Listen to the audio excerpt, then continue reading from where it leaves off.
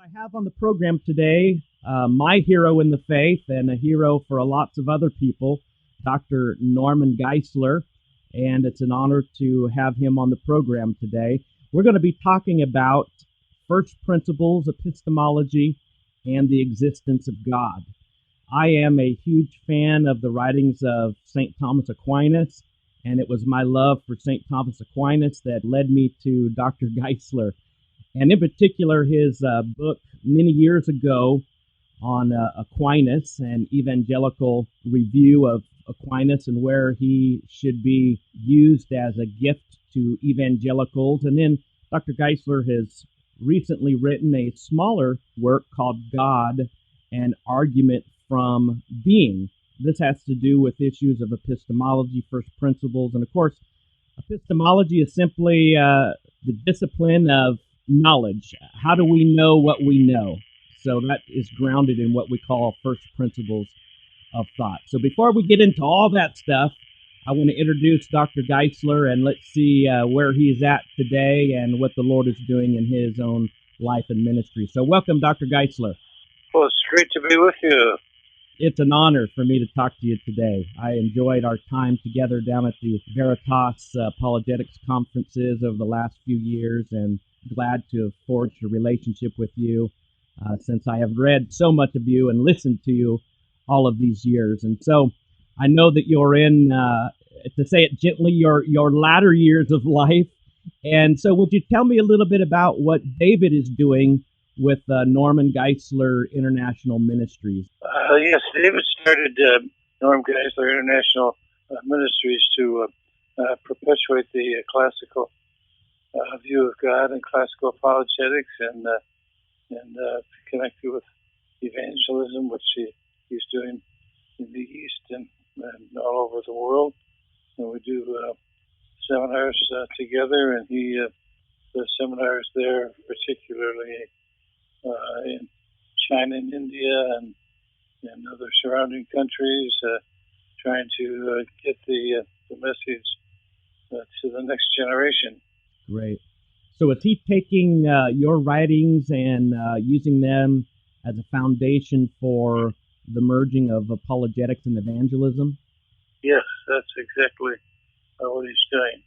He's doing a good job of it. We have his book on the topic of evangelism.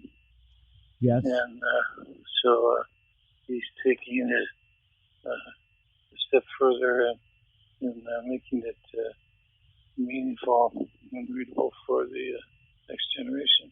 Right. And I'll be mentioning those resources at the end of the program so that point you in the right direction, those that are interested in this. And I was instrumental in helping Dr. Geisler get many of his books on Kindle.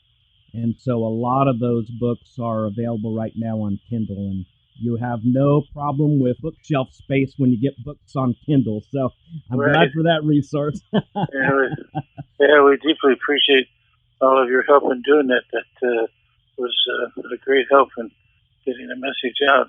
Well, it was certainly a labor of love, and I worked for books. which for me, that's a good deal. That's a good deal. St. Thomas Aquinas. He is lauded by some evangelicals and hated by other evangelicals. Would you share with our audience the place that Thomas Aquinas has in your life and ministry and the formulation of your thinking, and how evangelicals should approach him? I think that Aquinas is the greatest Christian thinker of all time, just to put it in one line. I don't think there's anyone who comes close to him. He's the Aristotle of the Christian world. As you know, Aristotle was probably the greatest mind in ancient times, and Aquinas has taken everything that Aristotle taught and translated, baptized it, and made it usable for Christians.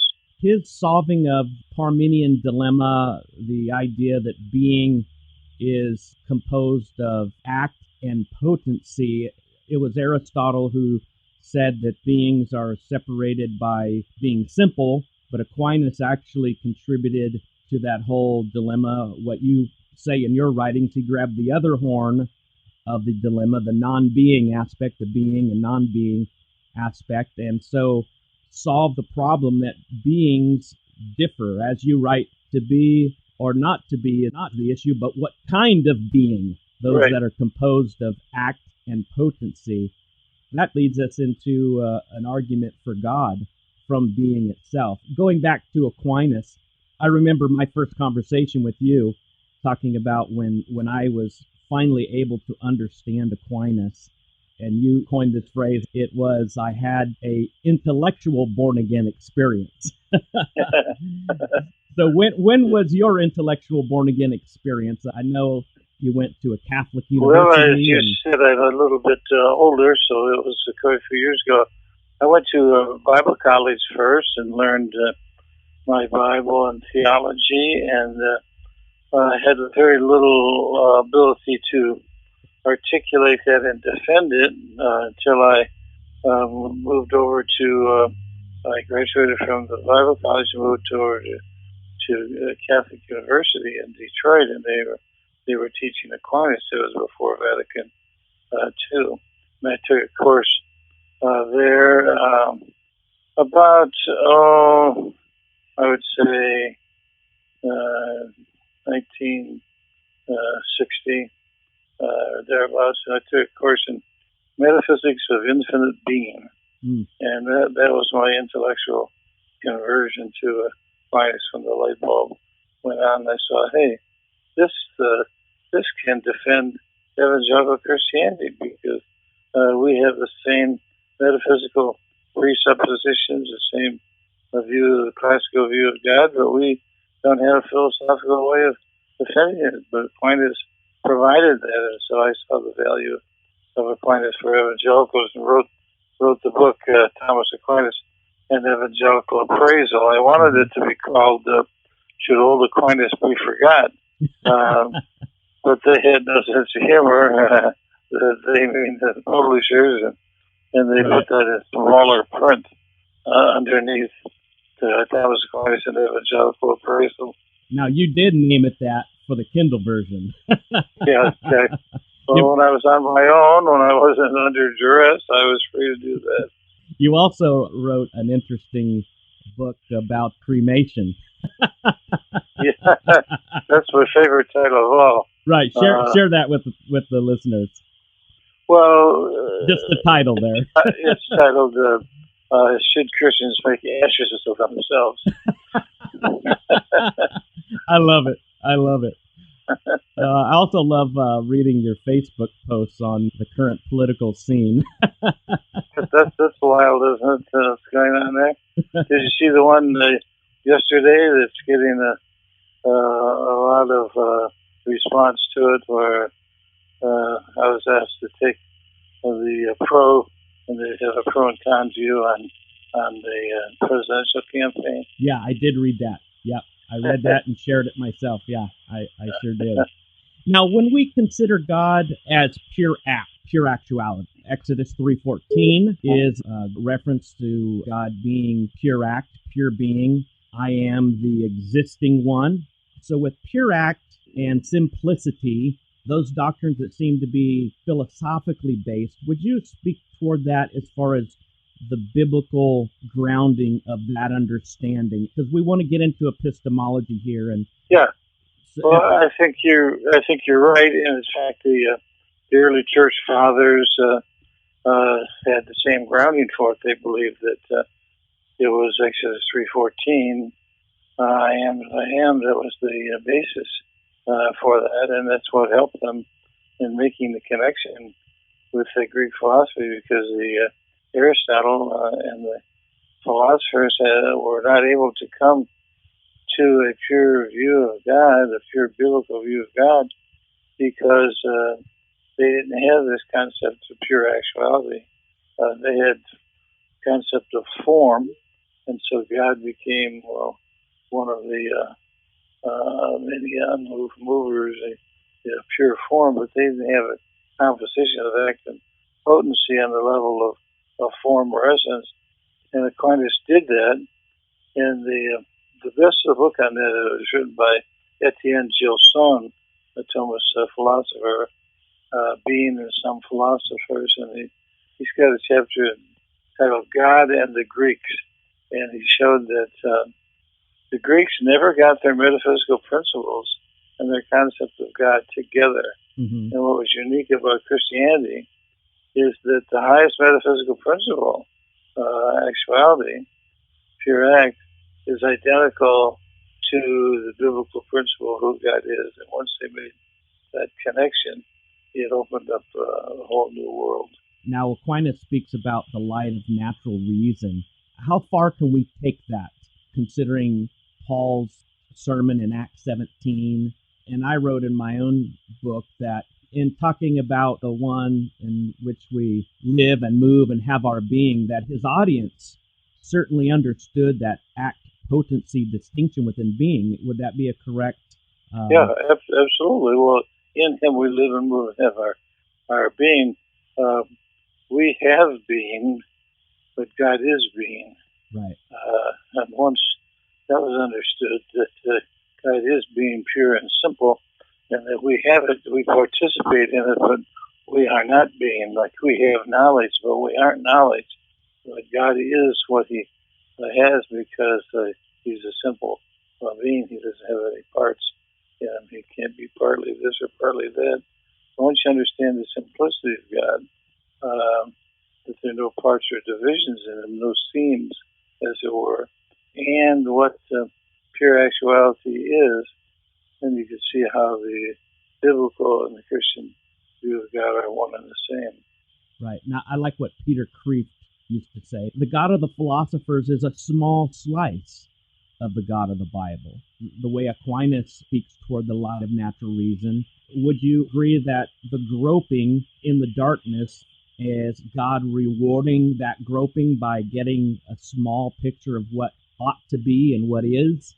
Well, absolutely, because Romans 1, 19 and 20 says that we do know God from natural revelation, and we not only know God, we know some basic things about him, his eternal power and Godhead, so we are without excuse. So God wouldn't hold people without excuse if they didn't really understand God. They rejected the God who is there, to borrow Francis Schaeffer's phrase, and the God who is there holding down in unrighteousness. But the greatest Greek minds were able to come to know that God existed, and that he was infinite, eternal being beyond this world, and basic attributes about him. But they never came to know him personally. Aristotle, for example, had God as an unmoved mover, Mm-hmm. hardly a personal concept. But in the beginning was the Word was with God, and the Word was God, and the Word became flesh and dwelt among us. In the light of Christian revelation, we can know God personally through his Son, Jesus Christ, but they weren't able to do this by the light of natural reason. They had come by revelation. Now, I had Hugh Ross on. Dr. Ross talked about the fact that because God chose to create evidence that he is a personal God, and then all the care, all the design in the universe shows us that he's personal, but also cares for the human race.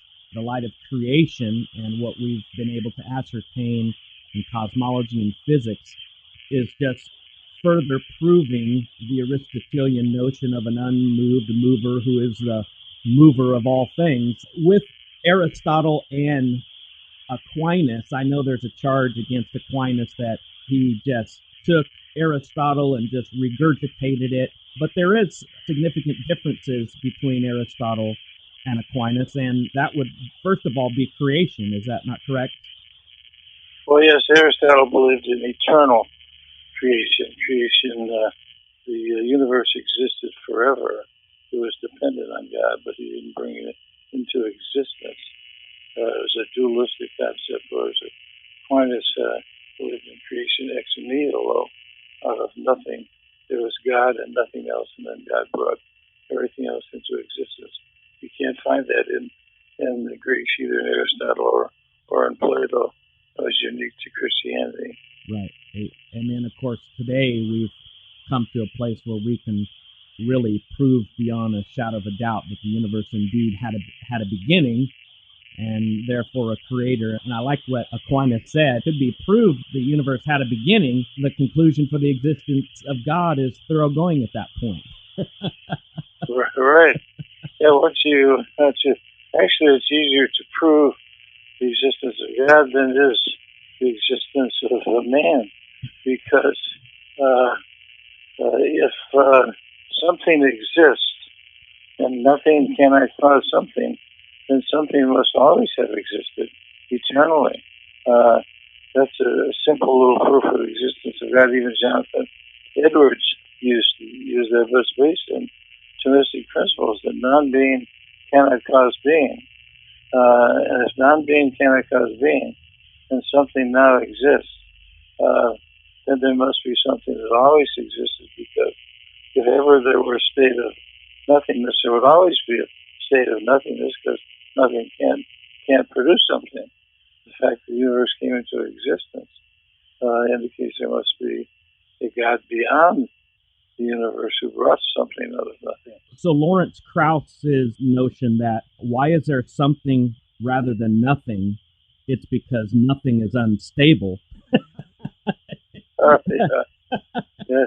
Nothing doesn't even exist. It's not unstable. It doesn't even exist. Right. That's kind of silly.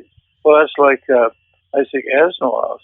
I mean, he wrote over 300 books in his lifetime, mostly science fiction, and his view of the origin of the universe is science fiction too. He said, well, you have two possibilities, either something or nothing. So the universe came from nothing. He had this 50-50 chance that would happen, and it came from nothing. Well, that's utterly ridiculous. Even Julie Andrews knew that nothing comes from nothing. Right. Nothing ever does. Right. So that leads us perfectly into epistemology, the laws of thought, and the existence of God, because we start off with that question, why is there something rather than nothing? And we have to deal within the realm of being, because something is. Yeah, I am, for example. Yeah. So briefly, would you speak to these epistemological issues, foundationalism, first principles? Well, Whitehead once said it's that with which we think is more important than that about which we think. Mm-hmm. And that with which we think are the first principles.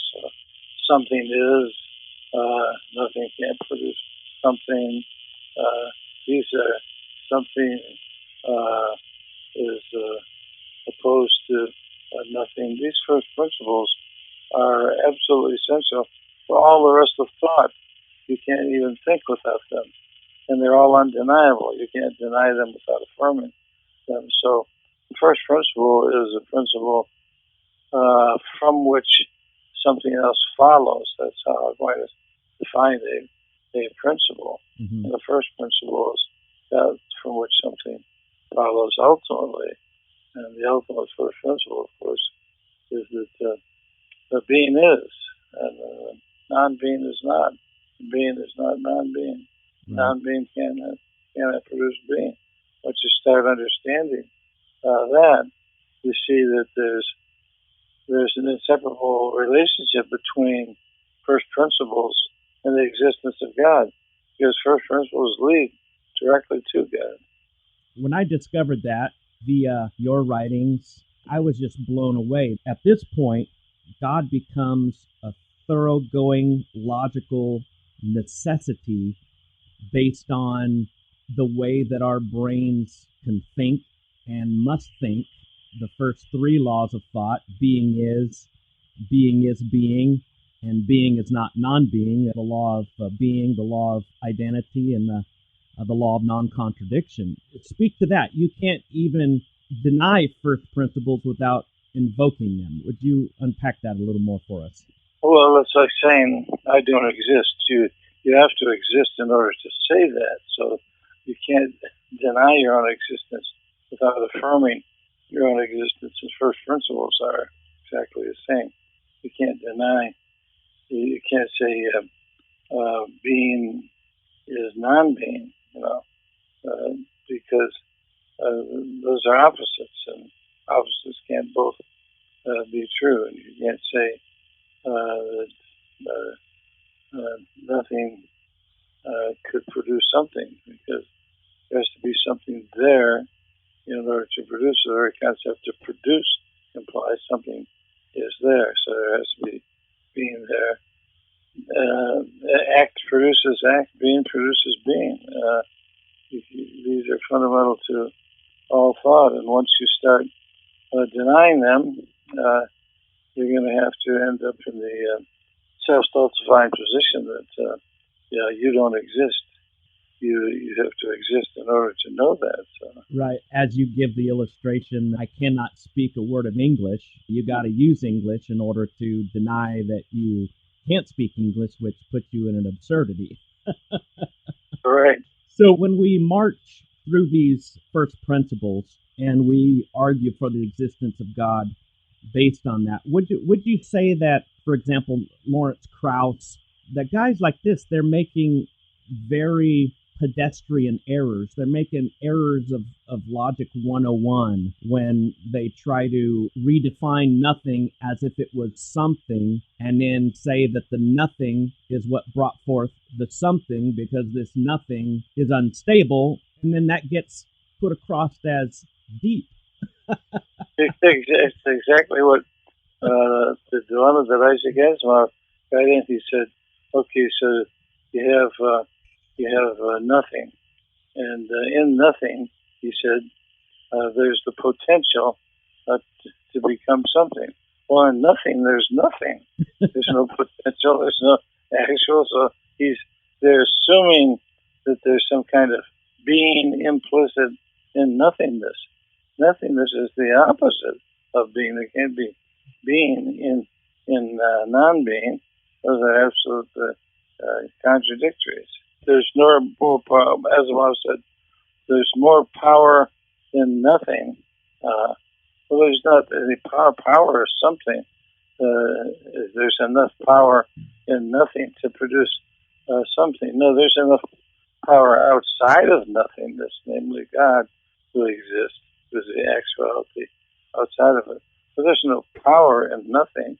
There's nothing there. These guys are really defining the quantum vacuum and the extreme amount of energy that's there as nothingness, which it's quite the opposite of nothingness. There's an extreme amount of power. I think the 0-point energy of the vacuum of space is something akin to 1 million suns burning for 1 million years. It's intense power, which, to put them in Thomistic terms, talk about that quantum nothingness, quote unquote, as pure potentiality. I know some scientists have gone that way, and philosophers, that Aristotle may have been right in talking about potency. The problem, we could, but the problem with that is, let's suppose we define nothingness as pure potentiality. What's going to actualize it? Nothing. Potency can't actualize itself. Right. It's got to be actualized by something outside of itself. Then there still has to be a pure actuality outside of that nothingness that brought something else into existence. That's actually hello creation. You still need that which is in act to actualize potency. Yeah, and if you change the language to scientific language and talk about energy, you have unlimited energy that doesn't run down, or you have limited energy that runs down. Second law of thermodynamics says all the usable energy in the universe is decreasing, right, which leads to the belief there's a beginning and therefore a beginner. If you say, well, how about the actual energy? How about the first law? The actual energy can either be destroyed or created. Well, now you're defining God, pure energy that can't be created and can't be destroyed. It's immutable, it's eternal, it's beyond the space-time universe. So if you want to talk energy, you come up to the same conclusion, you're just using different language. So when we talk about pure act and that pure act actualizing a potency, now wasn't Aquinas that said that technically speaking, act comes first, but when it comes to actualizing an essence, God didn't choose to actualize a unicorn. The essence, how did Aquinas understand the essence without esse, without the act of existing? How's the best way to understand that? Because an essence is kind of a something that... Well, an essence is what something is, existence is that it is. And Aquinas understood that you can't have pure essences, pure potencies, because something has to actualize it. If they actually exist, then there's some actuality, and something actualized. And then, so he had to part company with Aristotle, because Aristotle ended up with 47 or 55 unmoved movers, pure forms, pure essences, pure potencies, that you can't have such things because they can't exist in themselves. Either they were actualized by something beyond themselves, or they don't exist. Right. So there's nothing in the finite world that has potency but no actuality, because it has to act in order to actualize the potency that's there. So if we're talking about a gallon jug, the essence of a gallon jug, the potency is limited by the essence, but that essence still needs to be brought into existence as well. Right. And so when we consider a universeness, that idea, that concept alone had to exist in the mind of God, and then God actually gave it existence, where he composed essence and existence and therefore brought the universe into existence. Talk in universe terms, you have to ask the question, does it exist or does it not exist? Mm-hmm. If it doesn't exist, does it have the potential to exist? You get right back to the same problem. If it can't be a pure potential, it has to have something actual that actualized it. And if it's actualized, then it's a composition of act and potency, and it's limited by the potency in which it's actualized. Therefore, the essence becomes a limitation of the actuality, the kind of actuality you are getting. And anything that has limitation on it can't be God, because he's unlimited. He's the unlimited limiter of all limited things. And if he's the unlimited limiter, then he can't have limits on him, or he would have to have a limiter behind him. He can't have an infinite regress. So ultimately, there's got to be an infinite, unlimited limiter of all limited things that exist. I like to use the illustration of an uncomposed composer. That uncomposed is the simple, which brings in composition of essence and existence, act and potency. That is God being, his essence being identical with his existence, which is pure actuality. Exactly. That becomes a powerful argument for the existence of God, and the answer to why is there something rather than nothing, because when we look at the universe and we look at the essence of the universe, there's nothing in the universe that tells us it should exist out of its essence.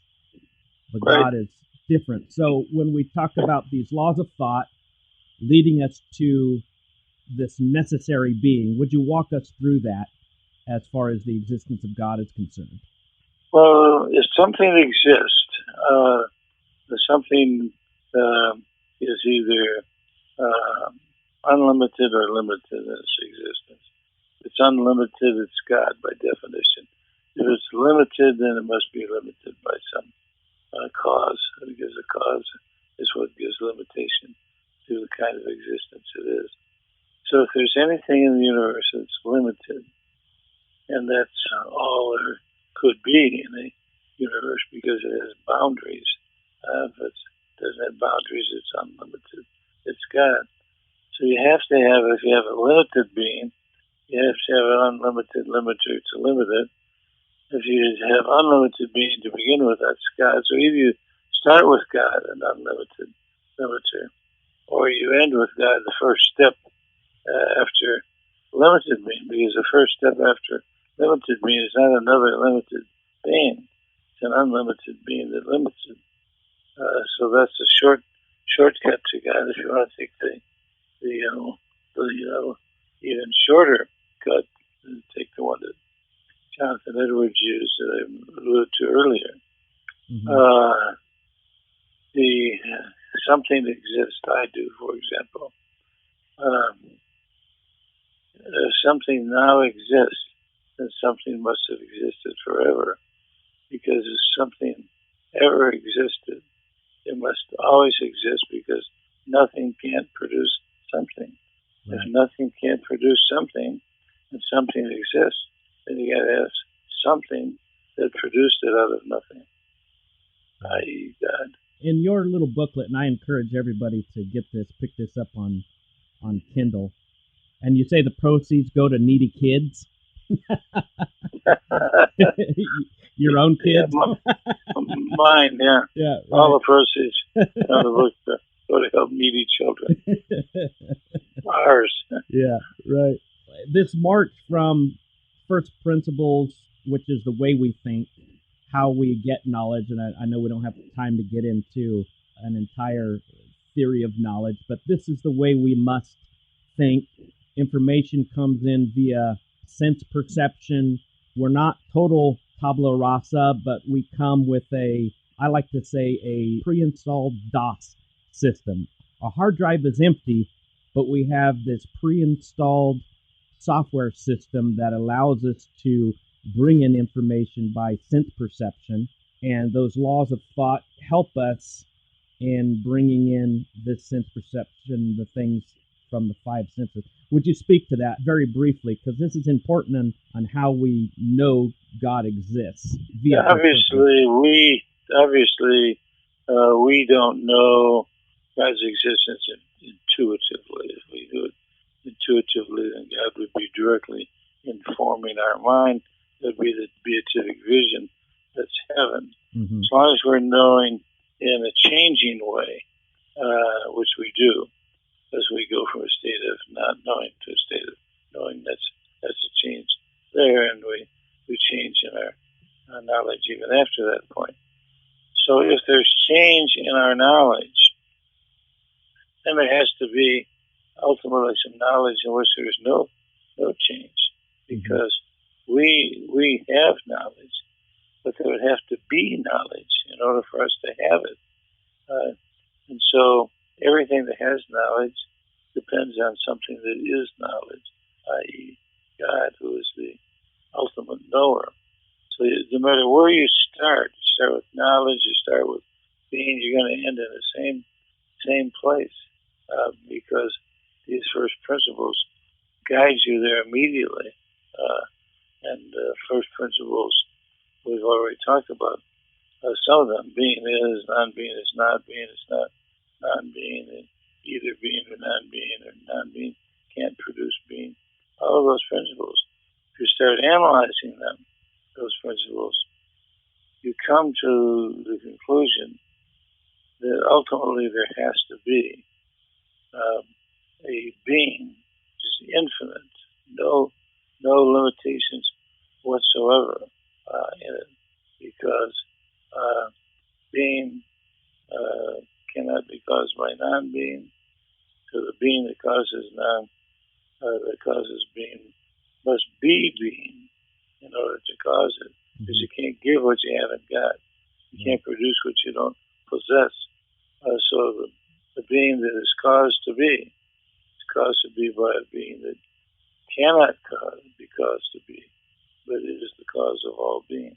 When we march through these first principles, these are absolutely essential for the basics of knowing, and it grounds our knowledge in the sense that there's a point where we start from a self-evident, undeniable principle. Would you address those that would say, well, an infinite regress is possible? Well, not only in epistemology, but in everything. That some say, infinite regress. An infinite regress may be possible going forward, but it's not possible going backward. For example, a potentially infinite regress going forward is possible. Just keep adding one to it forever. Just keep adding one. That's not what we're talking about. We're talking about is a being that comes into existence from non-existence. Is it possible for there to be an infinite regress, where this being that caused being is caused by being, and is caused by another being forever, right? But going backwards. And that's what's impossible, because in order to cause a being, you have to be being. You can't just have it. If you have it, you need to be caused. But you need to be being in which other beings can participate. Otherwise, you have an impossible situation. You have a self-caused being. The universe is a self-caused being, causes its own existence. And a self-caused being is impossible, because to cause being, you have to have being. And to be caused, you have to not have being. So you have to not have being and be being at the same time. So it's a logical contradiction to talk about a universe that is self-caused. We only have three alternatives. Either the universe is caused, the whole universe, or the universe is self-caused, or it's uncaused. It can't be self-caused. That's a contradiction. Right. To say because you're lifting yourself by your own ontological bootstraps, right? Which you can't do. So you can't have a self-caused universe, but the universe has a beginning. It has limits. It limits whichever direction you want to look. So if the universe has limits, it must be caused by something. You got to ask yourself, what can cause a being to come into being out of nothing? What can cause something to come into existence out of nothing? Well, it can't be nothing, because nothing can't cause it. Nor can it be another finite being, because a finite being has potential, has actuality and potentiality. Potential is what limits it, makes it finite. So a finite being cannot be the cause of another finite being, i.e. the universe or myself, wherever you want to begin. Right. So there must be an infinite being that cause whatever finite beings exist. An infinite being doesn't need a cause because it's infinite. There's nothing that could cause it. Has no potentiality. It's pure act. If it's pure actuality, it doesn't need a cause, because it exists in itself and doesn't have the potential to be anything other than what it is. Right. This potential can't be actualized. I.e. God's existence identical to his essence.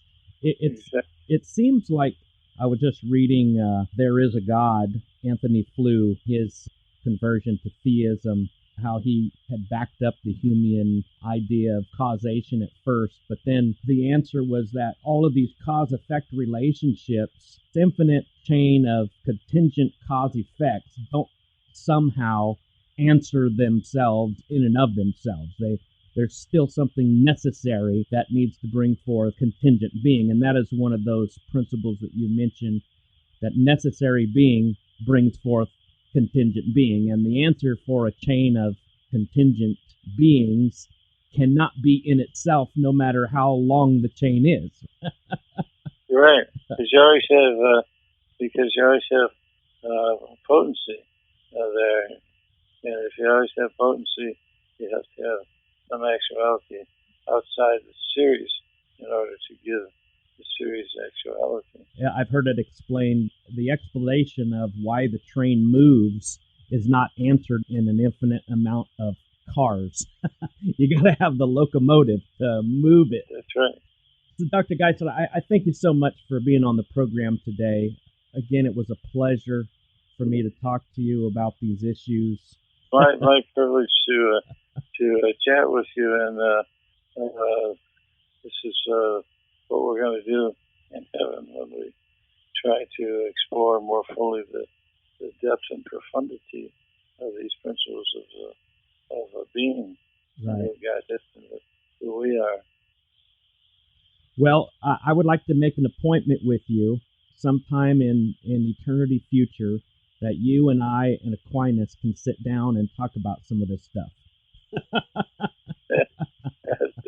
Absolutely, I would love to sit at the feet of Aquinas and explore this. Although you remember what he said when before he died, that everything he'd ever written seemed like straw. Right. Until when he had the vision of God. So once we get the beatific vision and see God intuitively and not through chain of argument, right. That's going to be mind-blowing. Right, right. Then we shall know, Yes, even as we are known. Yes, yes.